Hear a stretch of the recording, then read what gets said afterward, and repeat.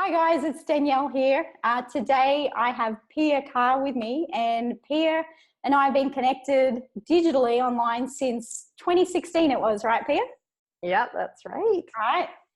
And this is actually the first time that we're speaking on webcam today. So we're recording it so you can find out, all about the things that I'm going to ask Pia about her story and her progression from getting skilled up, starting to work online, connecting with clients, and also how that fits in with family life. So Pia actually lives in Vancouver and she has 2 teenage kids, but let's ask her now. I want to find out a little bit about your background, Pia, and kind of where you were at when you first found out about this option of working online, actually knowing it was a thing in the first instance. How did that kind of come about, and what was your kind of family situation at the time? Like, how old were your kids, all that type of thing? Okay. Let's see. So I discovered online biz skills in 2016, the year 2016. So my kids at the time were around 12 and 10, around that age. And I was looking for some way to get back to work. I had been working full-time before my kids in the corporate world as a consultant, and I loved my job. And then I had 2 kids. I even went back to work after I had my kids. And then some situations changed in my home, and the morale at my company was so brutal. It was one of those situations where I'm like, why am I at work and not spending time with my family and my kids when Right. the environment, the workplace was so horrible. So we made the decision, okay, I'll stay at home and work for a while. Sorry, I'll stay at home for a while. And then when I was ready to go back to work after my kids were in elementary school, I found that the corporate world really wasn't as interested in me 5 years later as they would had I stayed in working. Right, And related to having that gap in your resume, so to speak, right? That yes, right. I pounded the pavement. I was applying for jobs. The flexibility around going back to work part-time wasn't an option.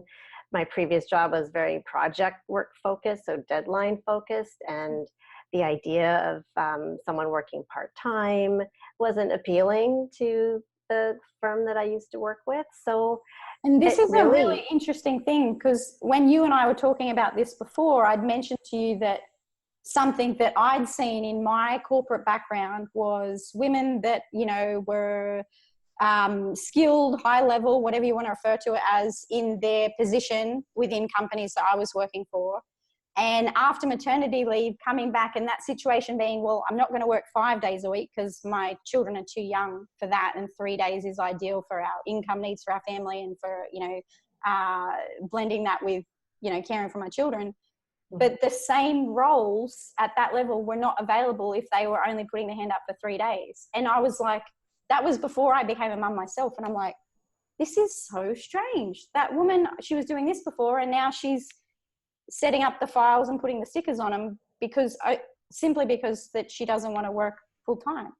yeah. So isn't that an interesting thing? So you actually, and that's just my one experience in one, or well, that was in one company specifically that I'm thinking of. And I thought, oh, maybe it's just there or what have you. But as I speak to more and more women over the years, I realize, like, this is like a global thing, right? Absolutely, right? Did you already have the awareness that that was a possibility, like, before you found yourself in this situation of finding it difficult to re-enter corporate? Like, what Had no idea. No idea. So you hadn't seen it with other women, like, before? No. Right. No. And, I've often joke around with my friends, oh, I should have been a teacher because then I'll have summers off. I'll be finished at 3:00. You can manage, both worlds of family and work. Or a lot of teacher friends have very flexible job sharing positions. But when I went into the workforce, I wasn't thinking far enough in terms of how will my job impact my family, or how will I be as a mom? Will I choose to stay at home? I didn't think I was going to be at home, to be honest. I thought I would be working 100%. And, you grow and you get to know these beings, and other things happen in life where you have to make a decision, right? And so in our situation, I thought, okay, the best decision for me right now is for me to stay at home. And there was a time where I really regretted it, to be honest. Right, right. And it kind of spiraled me down into this, wow, who am I? What am I going to do with my life? Because there's so many women out there who are still very inspired and driven to work, but maybe not, in the same type of corporate environment, but they still want to contribute, right? So I found myself in that position. Right. And so that was kind of like, that was before you'd started looking at re-entering corporate. You were just like, okay, how's this going to play out? What am I going to do? Like, yes, yeah, exactly. So after I, put a lot of job applications and getting, the rejections or going for interviews and, oh, you're actually too qualified for this job, or I was unquote qualified for this job. It was just kind of like, okay, there has to be another way. Hopefully there's another way. And I guess I had some thoughts about helping small business. I realized while, schlepping my kids up and down Main Street and, going to small business, I thought, these people who are really an important part of the economy really need help, right? And how can I help them? And so then I just ended up, searching for things online. Like, a lot of small businesses don't have the capacity to build their skills around online content management and how to create email lists and how to write a newsletter. Like, they just didn't have those skills or had the time for those skills. So that's when I found your course, and I thought, oh, that's a perfect fit. Like, I could help small businesses with their online marketing, and let's see where that takes me. Right.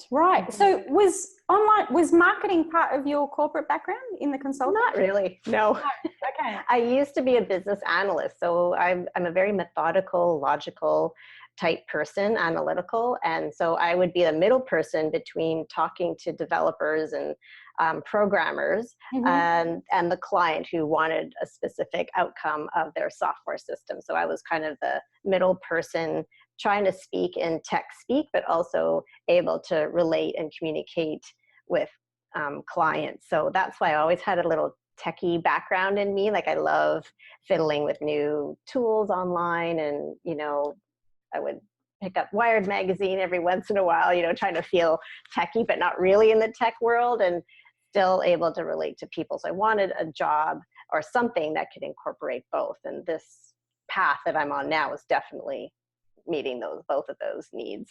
Right. I love how you talked about that kind of transition in your thought process from like, okay, this corporate thing is not working, in terms of like the feedback you were getting and how you felt about it and so forth, and how you transitioned your focus to how can I help small businesses. I've actually not heard anyone communicate that kind of transition in thought process. Do you know what I mean? Like, that's really fascinating, because you were thinking about the kind of different scenario of the potential to work more autonomously or independently in the way that small business owners need support. Is that kind of what you were visualizing? Exactly. Yeah. So it wasn't necessarily you were going, okay, I'm going to be an, online service provider or what have you straight up. It was like, how can I help small businesses? Then you started Googling that, and then it kind of evolved into what you're doing now. Exactly. Is that right? Yeah. And relating or communicating with small businesses on a regular basis in my community, that would come up a lot. Like, oh, do you have a newsletter? Do you have a website? No. Are you on Facebook? No. I don't have time. I don't have time for that. So yeah, that's kind of where it stemmed from. Right. And at that stage, in that process, when you started doing the research, you mentioned before, like, schlepping the kids down Main Street. Did that actually happen? Oh God, yeah. Really? Stroller. Oh yeah, trying to get out of the house and go out and just have a coffee and maybe take the kids to the library or something, right? Because you could get really homebound, especially in Vancouver, from November to March. It rains and it's gray all day long. So yeah, you have to get out and enjoy, the fresh air and get out with the kids. So yeah, I did a lot of that. And speaking with people out and about as well. Yeah. And then I also worked for a little while at a yoga studio part-time. Mm-hmm. And that's when I realized, wow, these yoga teachers, they have so much to offer, but they have no tech skills. They have no, I'm generalizing here. I don't want to offend any of my lovely yoga teacher friends out there. But definitely realized there's a need among the yoga teacher community to have help in the back end, helping them with staying in touch through email and getting their social media posts out there, because a lot of my teacher friends had no desire to do that. Right. And I was like, oh, I'm happy to help you do that. That'd be fun, you know? So that's kind of where it ticked for me, like, oh, here's a community of people who love what they do, but who have no desire to execute the marketing that's necessary in this day and age, right? And here I was in the background going, oh, I really want to do that, you know, and help you do that. So at that stage, you kind of really felt that desire building. It wasn't just about like working from home. It was like there was a desire to help in that way, and kind of, you know, you were envisioning that you would find fulfillment in offering that, in helping in that way. Yes. Yeah. And it was kind of like, too bad for you, corporate world, when I would work for big, you know, public organizations like Hydro and, you know, big organizations who have a lot of bureaucracy. And I thought, you know what, they get enough support. I'm happy to support the little guy a little bit, right? Right. So, right. Driving force there. Yeah. It's interesting because I find that it's such a strong correlation between that desire and that vision of, oh, this would be cool. I can see myself doing that. Like that interest in the actual services and the help that you'll be offering, rather than just what is it I have to do to work at home. Like there's such a strong correlation with that perception of future fulfillment and getting a fast start or working with the clients that are fulfilling and so forth, you know, like it just matches up. You know, if people get in touch with me and they're like, oh, you know, what's the best thing? What's going to make the most money? You know, what's in demand or what have you? I'm always kind of redirecting the conversation to where that desire is. Because right now, with the way that business is evolving online, and I mean, you've seen the speed and the pace that it's picked up since you started 2016. It's just, now it's just like, oh my gosh, like everyone wants everything, you know, Facebook ads, email, newsletter, blog content, video editing, audio podcasts, you know, because business, whether they are predominantly online or they're predominantly offline with online presence, operations and marketing, there's so much evolution happening right now, and the demand is broad. It's not like, oh, well, you know, webinars were hot back now, but they're back then, but they're not now, or, you know, podcasts were hot back then, but they're not now. It's like everything. But the match, when you can really kind of have someone see in your eyes that you're excited to help them with that, is when they can see within you that that's your thing. You know, you're excited to do your thing, whether you have already started that or not. Because in your situation, like, and we'll talk about connecting with first clients in just a minute, but like before you'd already started, you were envisioning that fulfillment and like, this is it, this is my thing, this is what I can do, help the, you know, the little guy, the small business and so forth. And no, I think that's such a key piece, is that knowing that you're going to have that fulfillment in there. And if you don't feel that, like looking in some other direction until you do. Yeah, absolutely. And had I not stopped working, who knows what would have happened, if I would have found this path or not. I don't know. Right. Right. Because that's what triggered the thought process. What else is there? What are my other options? Yeah. It's always the journey, right? And what leads you from one step to the next. Like it's all kind of a thread, right? That is something is pushing you along, but you're also pulling yourself along it too, right? It's all related. All the little moments, they're all related. So yeah, I like thinking of it that way. Yep. And something I like is, you know, that Steve Jobs quote, you know, connecting the dots looking backwards, and just accepting that you only can connect them looking backwards. And that's right. Enjoying the curiosity and the mystery when you're going forwards, and enjoying the time when you get to look backwards and go, that's yeah. For sure. Yeah. Yeah. And it gets, I think as the years go on, it gets more interesting, right? Because you've got more dots to connect going back down the line. Yes. Oh, totally. Totally. So when you were like researching, you've shared a little bit about how, you know, having these conversations with small business owners and having that awareness of like their kind of lack of tech savvy with things needed to get their business visible online as things are evolving there. Did you already know, okay, well, they need emails and I know about these systems, or they need social media and I know I can schedule content with these systems? Was that something that was already in your mind, or is that something you went researching for? How did you figure out, what am I going to get skilled up in? I know what my intention is to offer here, but in practicality, how will I put those pieces together? And obviously you had that interest in tech, you know, buying Wired magazine, but did you already know what the online marketing or the content marketing specific systems were, or how did you find those?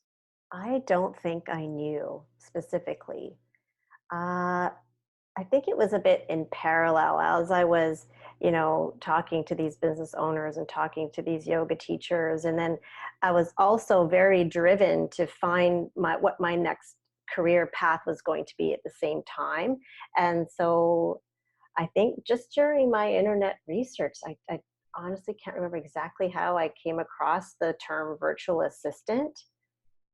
But that was the term that I started to, you know, follow the path down toward, and then I found the online biz skills course through that. And then I realized, oh, so this is how I can use my skills to help businesses. Yeah, it kind of happened that way. Like, this is, okay, here are the tools I need to help, you know, mom and pop shop to set up an email campaign. Oh, okay. So then I just educated myself and did the course, and then I was able to sell my services in that way, because I don't think the small business owners or the yoga teachers I was talking to knew that there were people that could do that for them.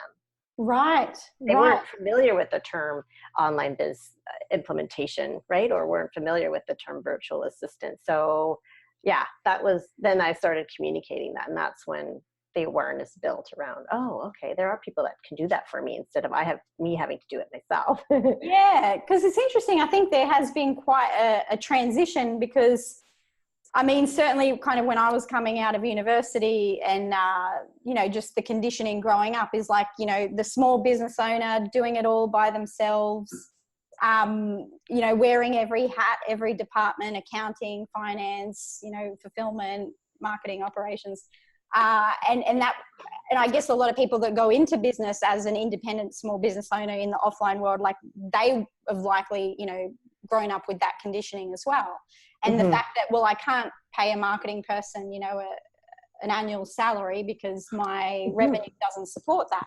And so, you know, in this transition phase, while, you know, people are becoming aware of the fact that they can get people to provide support on an ad hoc basis or on a smaller scale, because those people are able to work independently without overheads and so forth.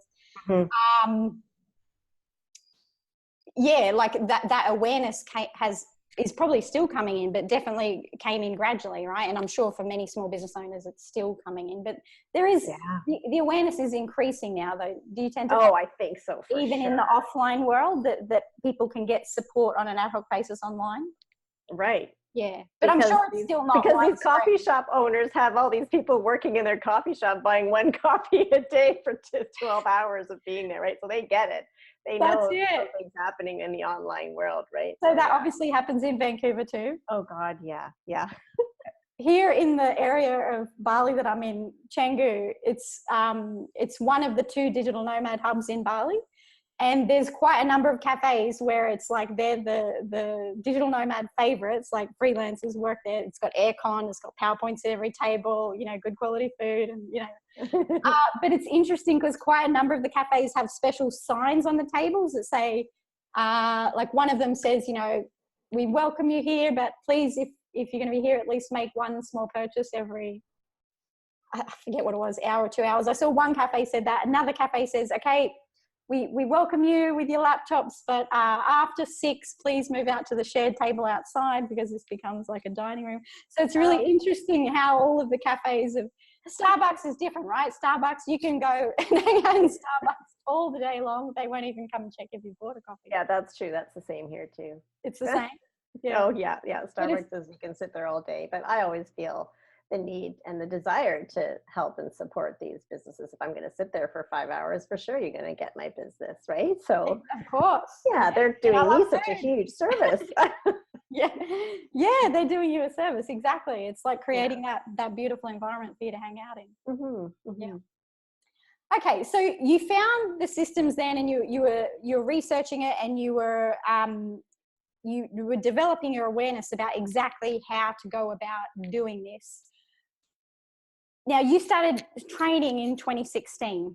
Yes. When was it then that you felt ready? Okay, I'm actually going to directly offer this support to business owners. When was that, and how did you go about connecting with your first client?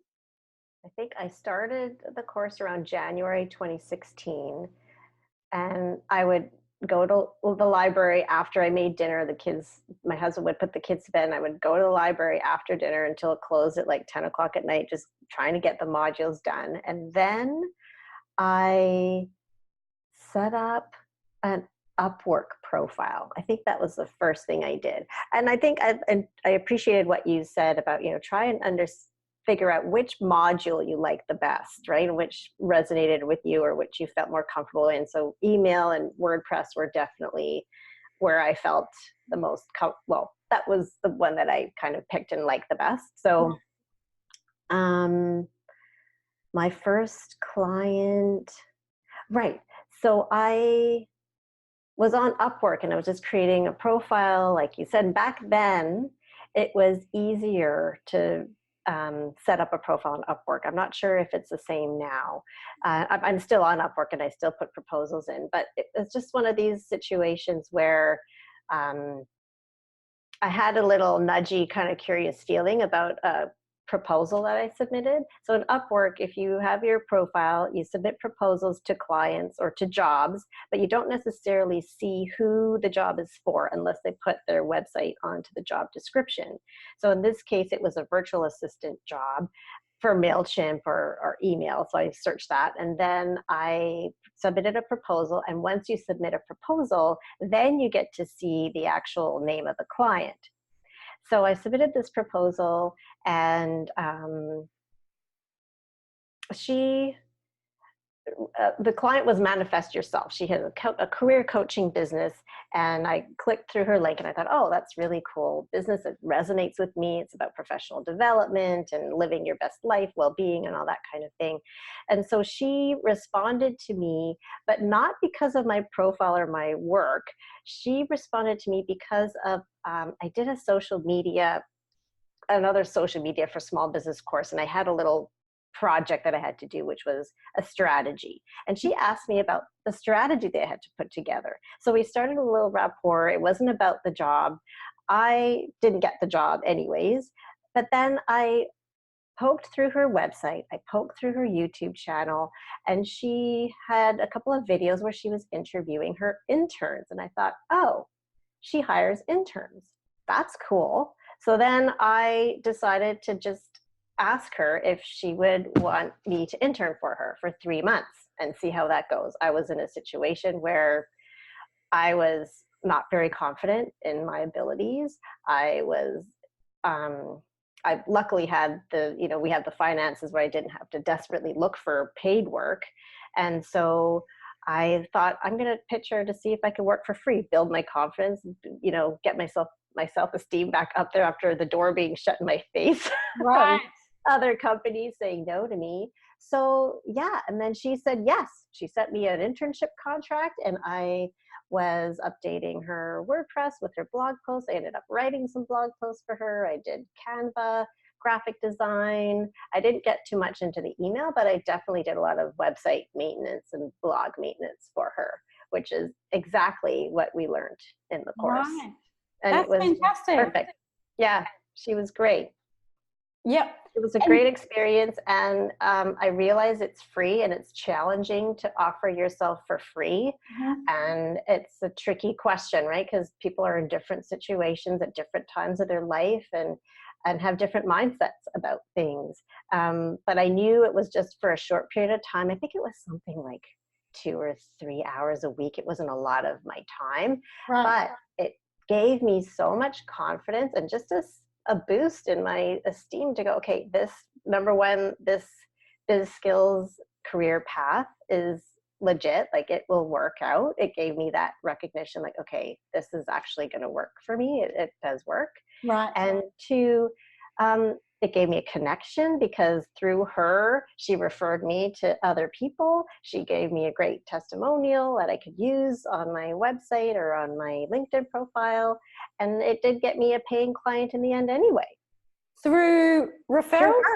Yeah. Really? Yeah. So and then I offered her. I passed on her recommendation, you know, that she was already working with you, that she'd seen your work, and that was the next client that you started working with. Yeah.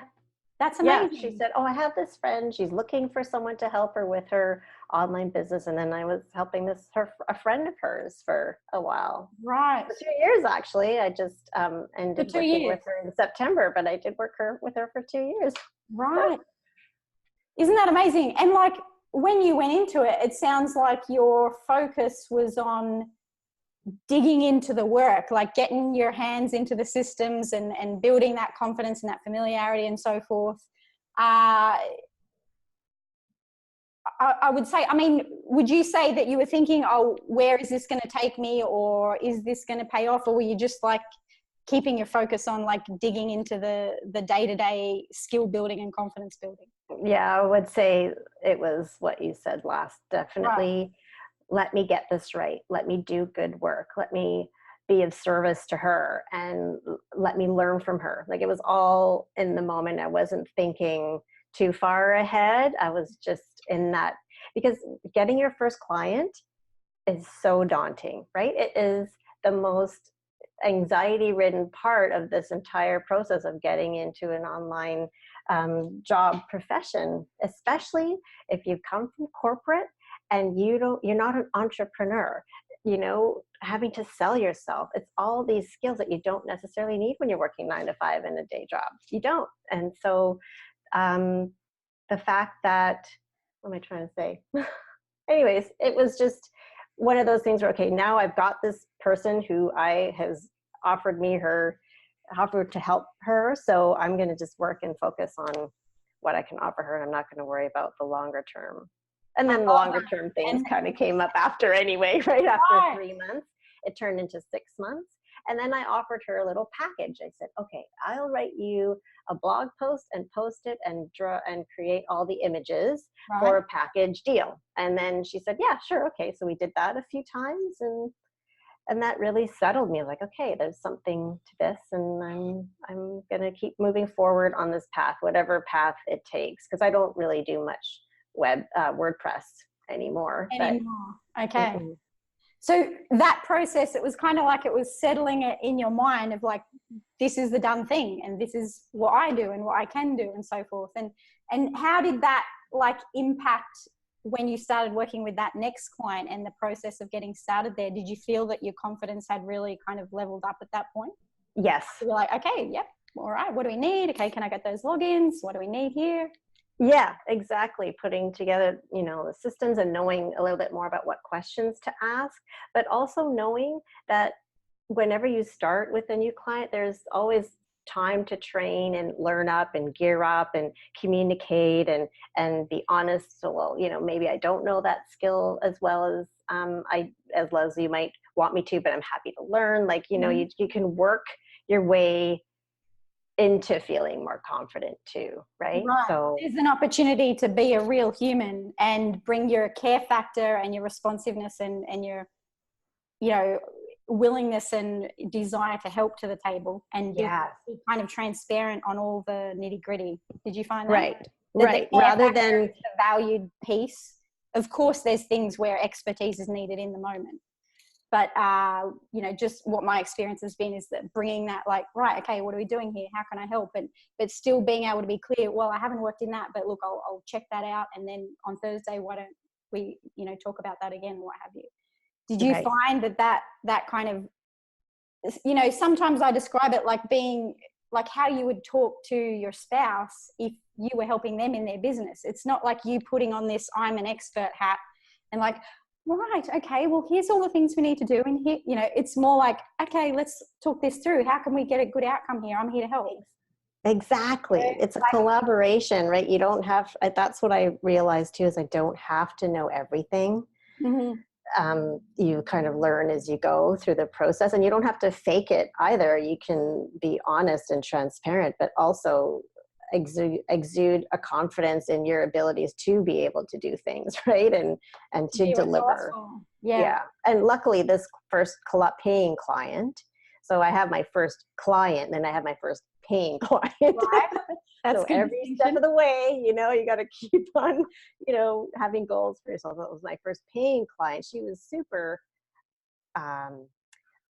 laid back in a way. Like, she definitely was really collaborative and wanted to know my ideas, but she gave me direction at the same time too. But she definitely was a great first client to have, to feel comfortable and to offer value and to learn from. So that's excellent. I was very lucky.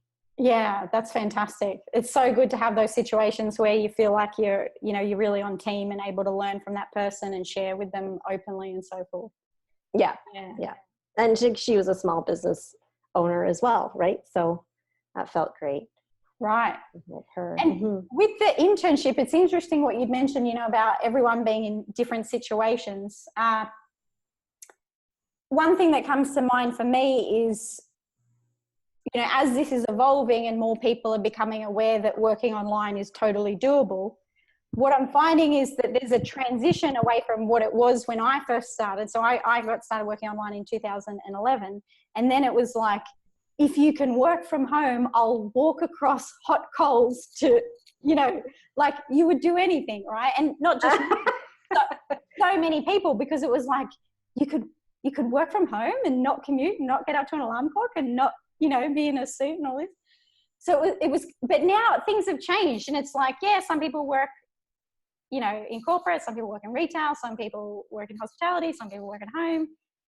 And so the kind of standard of like, I'll do anything here, I feel has changed. Now, I'm not sure if that's just my perception, but that's definitely kind of the vibe I pick up from a lot of the emails and kind of private social media messages I receive and so forth. It's changed, you know. Before it was just like, I'll email people for a year to find one client, you know, and now it's like, you know. So the thing that I think of is, what was our mindset when we thought about changing careers as an adult, like not straight out of college or university, 10 years ago even, right? We thought, you know, you would see friends or, you know, I remember seeing people studying going, oh, he's doing his MBA after hours, and, you know, the dad's out of the house for, you know, 3 nights a week, you know, whatever. You were talking about going to the library late at night.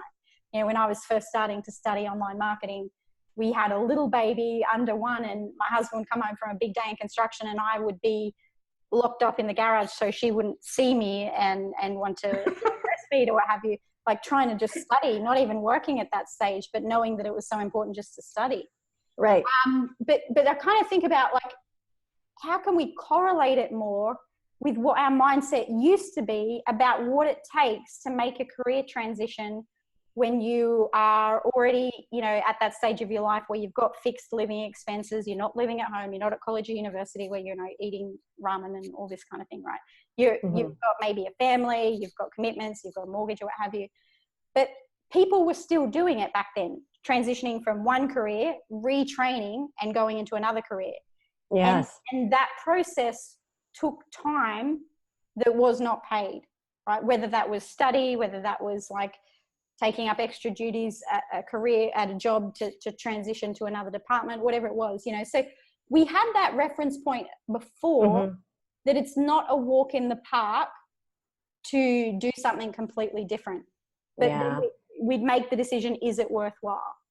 And I feel, you know, it's really interesting to pay attention to that part of your story of like making that decision to intern, because for some people it might be a stretch financially, but like to get where you want to, either individually or as a couple or as a family, is that worth it for you? And kind of asking that question of yourself, honestly. Maybe it's not.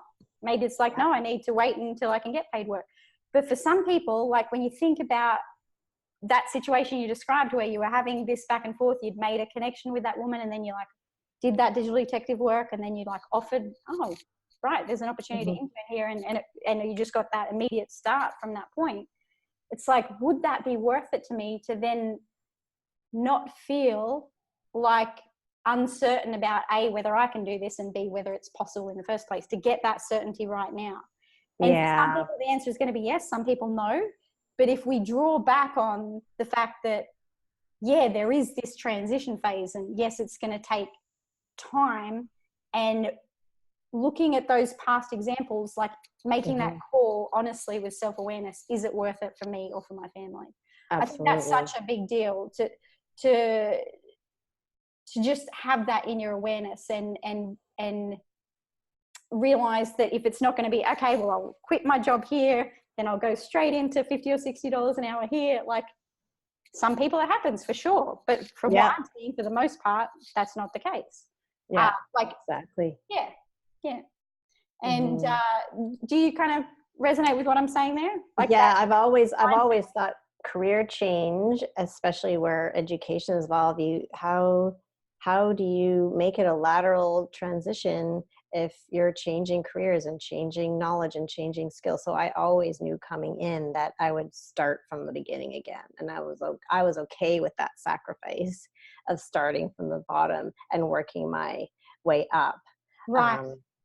I guess that's the old school way of getting into the workforce, and so I kind of expected that in this other type of work as well. Right.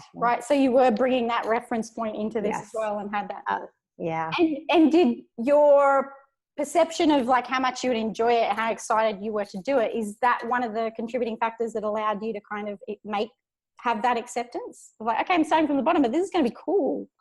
Oh, definitely. Yeah. Working from home has its perks, right? Has the flexibility when it comes to my family. Right. That the 9 to 5, the corporate world didn't offer me, at least in the area of business that I was in. It could be different in other areas. So I through the process, there were times, Danielle, where I was like, maybe I should just apply for a full-time job. This is too hard. Marketing myself and trying to get the next client, and how to, negotiate new rates and all that stuff. That's a lot of extra work that you don't have when I work full-time. So I have had many moments where like, oh, should I just apply for a full-time job? But I always come back to, what are my values and what's important to myself and my family in this moment. And it definitely comes to the flexibility that I have. It always outweighs the pros of working full-time. Right. But some days it doesn't, right? Some days it's like, oh man, working full time, I'd have benefits, and I'd have insurance and all those things. But and the set income is a big one, right? Yes, of course, of course. Yeah, of course. You know what the number is at the end of the week, and yeah. So I mean, let's bring that out in the open. Kind of like for me, some of the things was like. So one of the services that I was helping clients with a lot in the early days was product launch management, right? As a implementer, as a support person, not as a strategist. I wasn't in the early days helping with directly impacting the sales results and so forth, but I was coordinating all the pieces that need to go together, delegating and talking to the developer, like you were talking about from the corporate world, proofreading content that the client had sent over, then sending it to the designer to work with, researching for images, scheduling emails for the launch, setting up the webinar, and kind of giving the client all the prep details before they went on, even kind of monitoring and moderating live on the webinar. So all of those kind of administrative implementation support things that go on in and around a launch. But the thing with product launches is they don't happen all the time. Now, once you get a full set of clients, they're on and off or what have you. But we would have these big spikes in my work volume where there was more demand on my time than probably what was reasonable for a full-time schedule. But we're kind of like, hey, this is cool. We'll get extra income and, be able to put away. But then if there wasn't a launch, then that income would lower down, and I would have my base tasks for a period of time. And so as things evolved, then I worked out how to kind of mix different clients to get a good kind of fairly balanced schedule, but it doesn't stop, you know, those peak times where you're working more than you should, or those slower times where you're not getting delegated as much as you thought you would. So that is a key thing. But once again, it came back to, okay, well, how can I build my awareness of how this space works so I can get the right mix of services and actually say no to things that are going to throw things off balance. Now, that was not an immediate process. That was an evolution over time. Right. But for us, it was a similar thing, like what you're talking about with values. It's like I'm here at home with my kids having, at that stage, not now because often I'm out of the house now, the kids are older, but when the kids were babies, it was like every meal was together as a family. We just were around as like one unit with a laptop and, you know, two breastfeeding, well, no, actually the little one wasn't, the biggest one was. But it was like, you know, when the kids are real little and you're just kind of all together. Yes, yeah, totally. But yeah, so it was kind of like being aware of, okay, I'm not necessarily going to this like sipping pina coladas and making money while I sleep. I'm swapping one set of pros and cons for another set of pros and cons. Same when we change locations. It's not like, oh, we're in Australia and now we're in paradise. No, it's like swapping one set of pros and cons for another set of pros and cons. But matching that up with your family's values, I found that is such a big deal of bringing that into my awareness of like not idealizing, as you were saying, like there've been times where you're like, I should get a full-time job, like this would be easier. But always then matching up what set of pros and cons fit with my highest values. And once again, for everyone, that is different. Yeah. And working, like you said, there are pros and cons to working remotely and online. It's a very lonely thing sometimes. Right. So I'll find myself at coffee shops or co-working spaces. I make sure I arrange live, real life meetings with a client who's not too far from here. Oh, wow. So I'm very lucky to have a client who, with all remote people who are in Vancouver, we all get together and we meet once every couple of weeks. So that's super cool. That the aspect team of is all in Vancouver working remotely. Yeah. That's amazing. Yeah, we have the video person is in Vancouver, the project manager is in Vancouver, another communications person is in North Vancouver, and I'm here, and the client's here. So, but we're all working on our own. So, I love that. That's pretty cool. Yeah. So you get to have a catch up periodically with. Yes. Is it with with everyone? You said. Yeah, with everyone. Sometimes with everyone, and sometimes just one or two of us get together because we're all working on other businesses all other clients as well. Because you're all independent freelancers. Yeah. And so coffee shops you mentioned, like, is that where you'll be there on your own, but just having the ambience and the vibe of people? Coffee shops or libraries. Yeah. Right. I do remember sometimes I would, oh, sorry, Danielle. No, you're right. I was just saying, is this where you see the other people like working with their one coffee all day or what have you? Yeah. Yeah, like you're not even have a reusable cup. I mean, like disposable. Don't get disposable if you're going to sit in the coffee shop for 8 hours. It drives me crazy. Right. What was I going to say though? You remember? You know, there were some days where the kids would go to school. I would go to a coffee shop and I wouldn't talk to anyone except for the barista. You know, my entire day until the kids came home. So that sometimes is very isolating. You know, like oh, the only person I talked to all day was the coffee barista. That's kind of weird. Right. But now I've been doing it for almost 3 years, so it's something that I shake things up. I'll sometimes work from my bedroom. I'll work from the dining room. I'll work, you know, outside the house. I there's no set schedule. I just, you know, do different things every week. Yeah. And how do you manage your productivity if you're going out of the house? Do you just kind of think the night before, all right, it's probably tomorrow I'm going to feel like getting out of the house, so you just kind of think of it in advance? Or definitely think of it in advance. Feel productive, yeah. I do think of it. I still have that the corporate mentality of, okay, I work from Monday to Friday. This is my optimal time to work, 9 to whatever.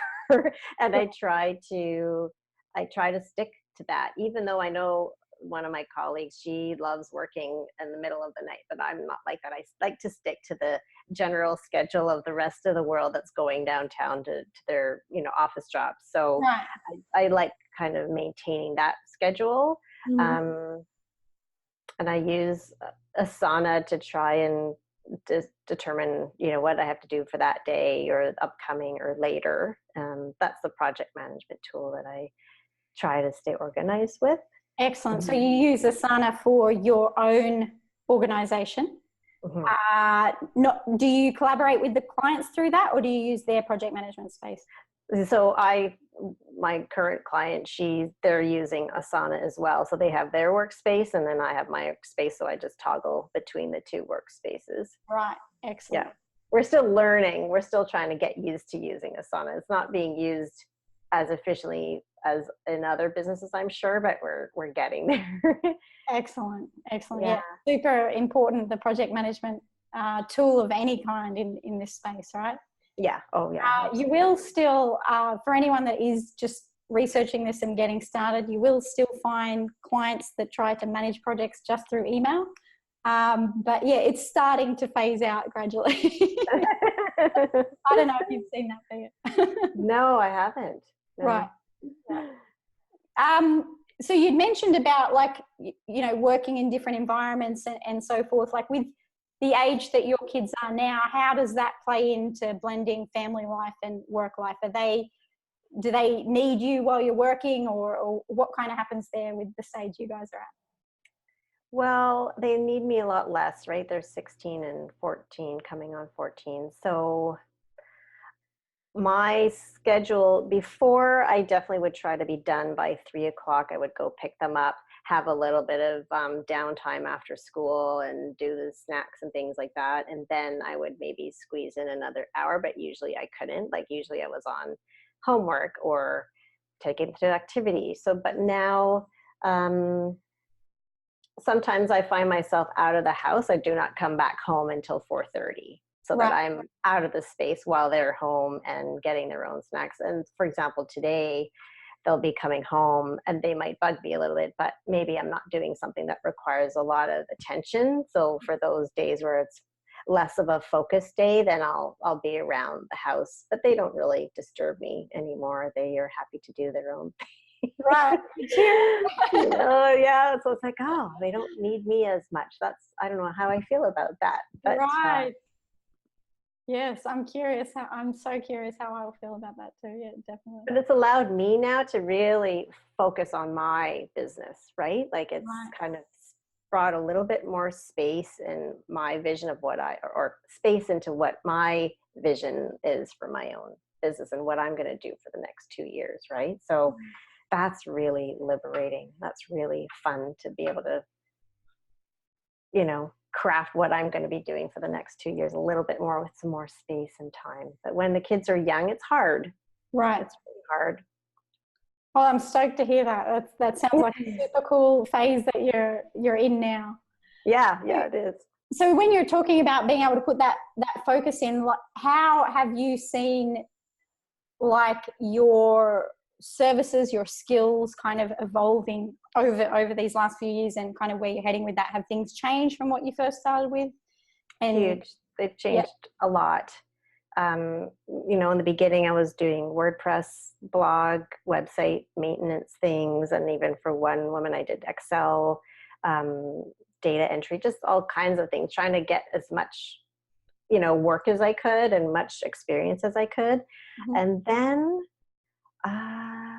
I guess I started writing more, like doing more writing for people and small businesses. And because I found a lot of business owners who have a web presence that just weren't blogging as much as they wanted to be.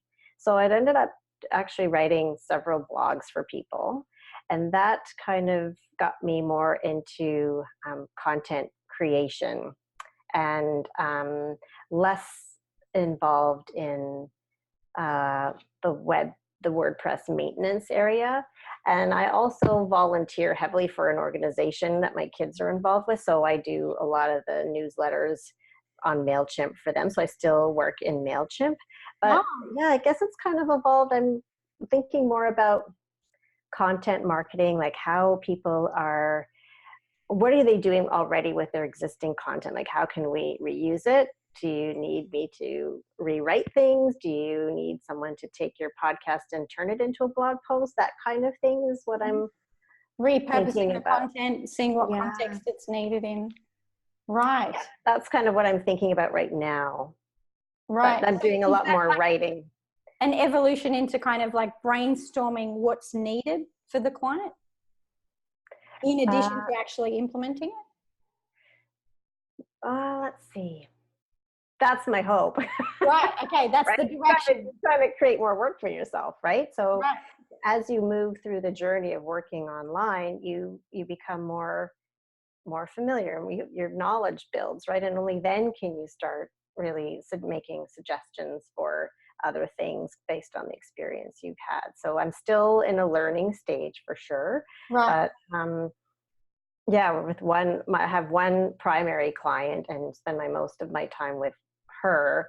And I mean, I'm writing copy for a catalog now. I'm kind of copywriting and doing things like that. And I'm writing her blog as well. And that's kind of leading me down the SEO path and making sure SEO is a part of the writing process. And so that's new and unfamiliar territory for me. So Right. Right. So yeah, it's been as the kind interesting. of new projects or requests come in from clients, you kind of follow that down. Okay, what else might I need to learn, or what am I going to experiment with? Was writing something that you already felt comfortable with, or has that happened since you've been working online? I'm still debating if it's something that I'm comfortable with. It takes me a long time. I Right. did a lot of writing as a business analyst back in the day. I'm very comfortable with, I think I'm comfortable with it. I'm very good at it. It's time consuming. Right. Because sometimes I think about, um, am I getting enough bang for my buck, so to speak, right? Like, so yeah, producing a very good quality piece of work to me takes a long time, where it might take someone who's been writing forever a shorter time. But for me, it Right. takes a lot longer than I like. But But you're I happy with really, the outcome. exactly, I need to be happy, absolutely happy with the outcome. It has to be like in the Right. right tone and using the right words. Like, yeah, I'm a bit of a perfectionist around it. But yeah, I've kind of fallen into it, and I'm exploring that a little bit more right now. I'm really good. Well, I hope this doesn't sound like I'm tooting my own horn, but I'm No, very good go for it. at trying to extract what's important Yes. in the message, because I Yes. don't like big emails. People who send me huge, humongous emails drives me crazy. Uh-oh. So if I send an email that's like, it's all compact, it's bulleted, it's very clear and concise, and I love doing that for people. So Right. I'm Right. kind of exploring that too. Excellent. And I mean, self-awareness is a key part of this, right? Going, okay, yeah, I should focus more there, or I should drop that, or what have you.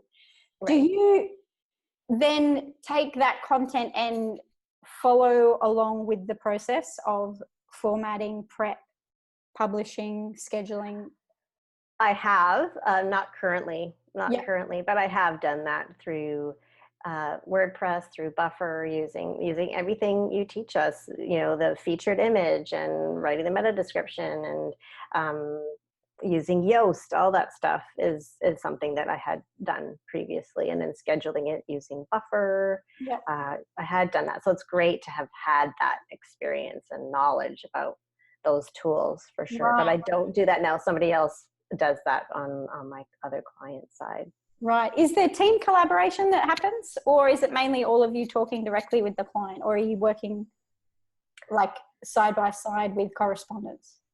I'd say there's some team collaboration, but there's the one point person who talks to the client, and it's almost like a subcontracted role, and she just divvies up the work. But we all kind of work together at the same time. Like, it's not very structured at all. Yes. Very ad hoc. And this client I came across through exploring and digging around Facebook groups. Like, that's another weird detective work ideas, right? It's like exploring Facebook group. Oh, here's a post from someone in Vancouver. Oh, I should talk to that person. And then that person referred me. Like, it's all referring. I'm actually digressing, Oh, but no, this no, that's person important. Following the path, right? Just, following the path, like, just, yeah. keep digging and digging and finding those little uh, points of awareness that hit you, right? Like, oh, that person, Jody, she knows Jess, and maybe I should talk to Jess. And then Jess, gets me to talk to somebody else. Right. Especially when it's local. That's how I came across it when the word Vancouver popped up in my Facebook group. And then I dug through that. Oh, who's in Vancouver? Like, who's in your city? Right. That's, in the online world, if you find someone who's in your city, it's like, oh, where do you work from? Right. It's an immediate connection, right? Yeah. Yeah. That's really interesting. Like a common question that people ask me is, when I'm doing this process that you're describing, like I'm reading that post and checking out that business or what have you, how do I know if they need someone, and if they have the capacity to pay my rate, and if they're hiring? And my answer is always, you don't know. So what you need to do is be present in the inspiration of following that trail, that digital detective work, and enjoying it almost for its own sake, I dare say. Yeah, you're so right. You're so right. Right. Yeah, I totally, you and I are totally on the same wavelength about stuff like that, for sure. Right. And even now it's even more, but now it's a little bit more in the online world. It's all about engaging and commenting and participating, but not with the vision of an outcome, but just participating because you sincerely, authentically want to. Right. Right. Stepping up onto the field, like being there. Yeah.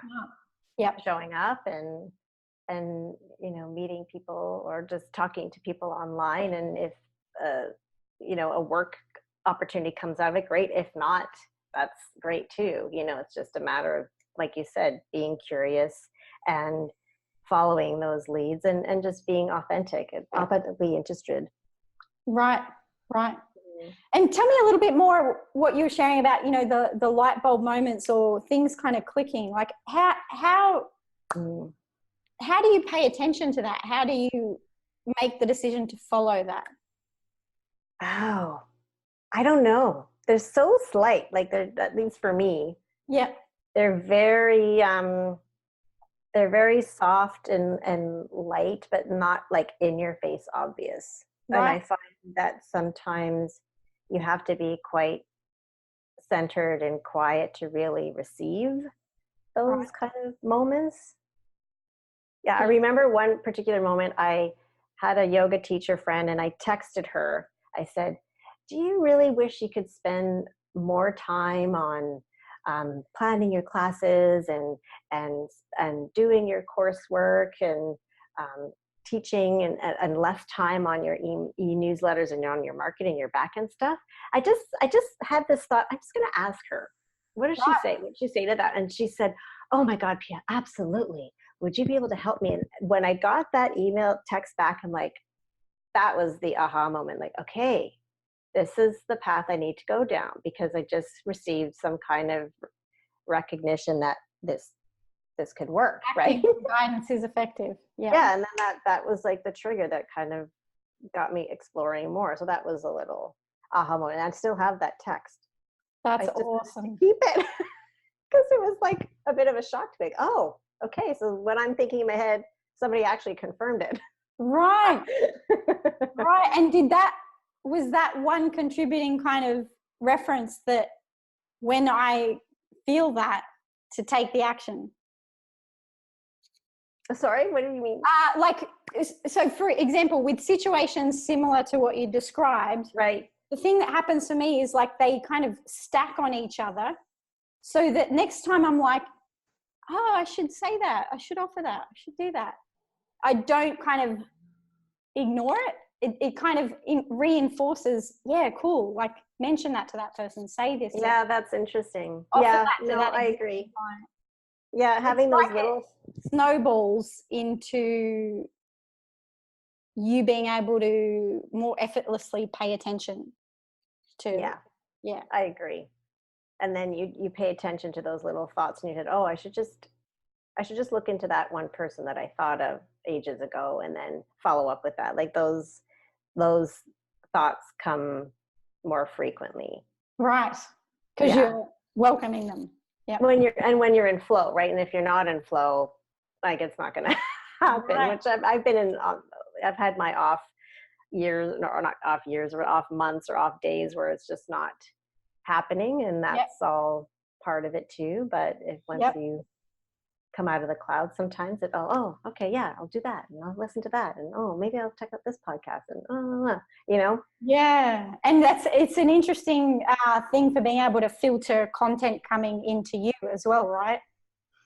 Whether that's paid so much free content, free webinars, the 5 courses you bought or whatever, like I'm using the same process to go, not that right now. That's cool, but not right now. This is, that guy, he's just totally. And it evolves, right? Like right now there's one particular trainer in e-commerce and I'm like, I feel that inspiration. Like there's lots of other good training. I'm like, that's good. I should. But no, this is, and I'll just sit and I'll watch something for an hour, like without going, okay, that's my training hour right there. It's like, okay, now's the time. Yep. Jump on it. And it's, right. Because otherwise overwhelm kicks in, right? If you're not just following that guidance of like, where should I go next? Oh, absolutely. Yeah. It's very intuitive, isn't it? Yep. Yeah. Because there's so much out there. I mean, the volume, it's the same with reaching out to clients. And I'm sure this is what people feel is like, well, there's small business owners and there's digital product creators and there's e-commerce store owners and there's coaches and, there's other service providers in, multimedia teams or digital marketing agencies. It's like, where do I go? And it's like, for me, it's not about like making that call on it. It's about continually just following that research process that you were describing. Right. Yeah. Totally. And when you sent that text, did you say that the response came back right away or like pretty quickly? Yes. And it surprised me, but I was overjoyed in the moment. I thought, okay, I have a path now. It was like, okay, now the clarity came. It was like, okay, I just need to focus and do that. Right. Yeah, that was good. Awesome. I'm just going to check my notes here. I want to find out what I wanted to ask you. I think that's pretty much covered the things that I was curious about on my mind.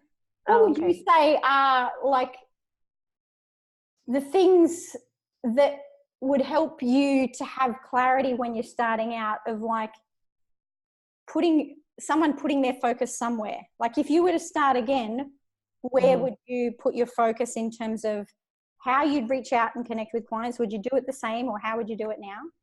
And the services you'd offer, so I'll give you an example. For me, I know, a lot of people ask me, well, everything in the online biz skills, where do you start? And obviously looking at where your inspiration and your enjoyment and your fulfillment is leading you. But for me personally, I think about, okay, I would be looking at email marketing, newsletter prep, and WordPress content management. And I'd be focused on getting a master outreach list together and emailing those people with a point of connection and offer to help. Like just when I think about it now with my perspective of years of experience, I just go, okay, with my personality and where I was starting back then and my lack of experience or understanding of digital marketing, I know that I have confidence with like proofreading and formatting and like polishing something up, right? So I know, okay, how would you guide people based on your experience to have clarity on starting somewhere? I don't know if that confused that question, but let me know if it makes sense. That's a good question because I don't think I would have done anything differently. Yep. Unless I came into this industry, online marketing, with a little bit of marketing experience already. Yep. But having had no marketing experience at all, I still would have done the outreach the same way. I still would have offered, services for free within reason to gain experience. I mean, a lot of people on the Facebook group, when they're asking about first client, I often put that in my comment, like, if that's a possibility, I still think that's a great way to go. Right. Yeah, that's a good question. Perfect. No, I don't have any regrets. I think that's the way I would have done it again. Perfect. Yeah. I mean, of course, there's lots of courses online now too. I mean, there were back then too, but yeah. Yeah, there's I so like much, this right? one because it gives you a little bit of everything. Yep. And then, I mean, part of me thinks, oh, maybe I should have just gone full blown into landing pages because, you know, that's super techy. There's lots Funnel of stuff. building. Yep. Yeah, there's Yep. lots of stuff in there. Um, and who knows, you know, I might just shift and end up making a landing page for someone down the road. Yeah. And that might be something that I end up enjoying to do. But Yep. right now I just go with whatever your gut says. Awesome. Love it. Yeah, I knew that. And I knew graphic design. No, that was not, creating things in Canva I can do, but that's not my forte at all. Have you tried? Oh, I mean, I'm in there a lot. Yep. For my client is creating featured But images. using templates, right? Oh, using templates. I'm not going to recreate your brand. Have you tried ever creating a graphic from scratch? Because I've definitely tried and I've been humbled in the process. Yes, I have tried. I have tried for sure. And it takes way too long. Like oh my gosh. Yeah. So, Right. thank God for templates. And that's a cool thing that you realize when you start working online is like how much of the visual element is drawing on raw materials that have been created by experts, like all the design templates on Creative Market, or, you know, a professional designer that the client paid $1,000 to do this one featured image or social media template that then all of the other supporting team members are using to just edit every week for the blog post or for the Instagram post or for the, you know, Facebook or the YouTube video thumbnail or whatever it is. Yeah. You don't necessarily realize how much is based on you working with the elements that have been created by tech experts or design experts or writing experts or whatever. Yeah, that was a big eye-opener for me, is like, oh, I get to play with this stuff without being really like the creative behind the overall concept, you know. Right. Yeah, exactly. Designer wannabe. Yep. Yeah. Now, the final thing I want to check in with you about is you'd mentioned about engagement and that presence and kind of showing up. And this is actually something that you are particularly strong at. You know, even when we hopped on this call, I had to ask Pia, is this the first time you and I are talking on webcam? Because I feel like I've known her over these past few years. Like I have a sense of, I mean, I don't know the nitty gritty of her day-to-day life, but I have a sense of her personality and who she is and what she's doing, and just the familiarity with her over these past few years. It wasn't certain to me whether we had actually spoken or not. And I think a part of that is that you are very kind of natural, and the tone of your writing, and when you're in the Facebook group, you know, you're online or what have you, on webinar or what have you, you really come across, your true self comes across. So is that, well, I might be making an assumption there, but it definitely feels like that after talking to you. Is that something that comes easily for you, or is that something you've grown familiarity with as you've started this online career? I think that's another thing that people say that they lack confidence with, because they're like, well, what should I say? Or it's like, well, what would you say if you were right next to the person in the room? It's the same thing. Oh, yeah. No, I feel comfortable in that, because I find with the Facebook groups that I'm in, it's also part of my camaraderie of my day-to-day, right? Wow. Like it's working on your own at home. It's part of my engagement with people, like, you know, standing at the water cooler in the office. So I love participating in those conversations online. Right. And especially if I feel like I have something to offer that's of value, or some experience that would help somebody else, for sure. Yeah, no, and I think I've even reached out to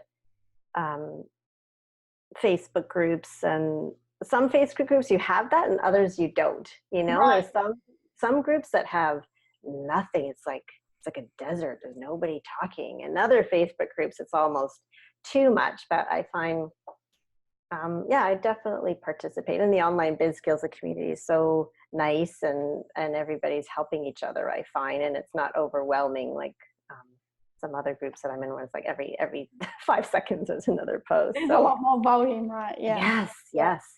Yeah. No, I like that. That's a lot. cool. So it's fulfilling for you as well as, you know, being how you have presence online and your colleagues know who you are and so forth. Yeah, and I really appreciate people who post jobs or post their experience and things like that in the group. I think that's great.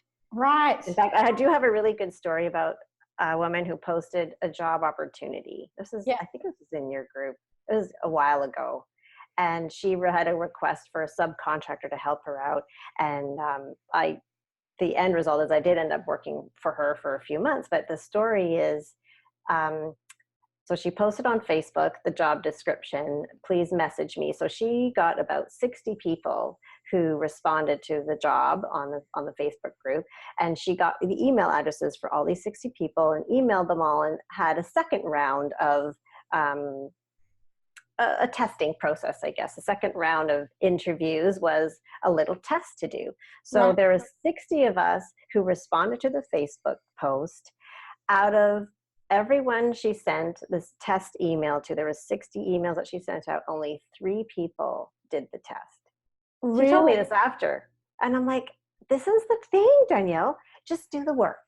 Just do it, right? People, left an opportunity on the table because they weren't interested in doing a test. And it was like a little Excel spreadsheet, do some research online and put it into a spreadsheet. Like, it wasn't that hard, but people, I guess, either were intimidated or didn't want to jump through the hoop or what have you. But that's how I got to work with this woman, because I just follow it through, right? Like, just do the work and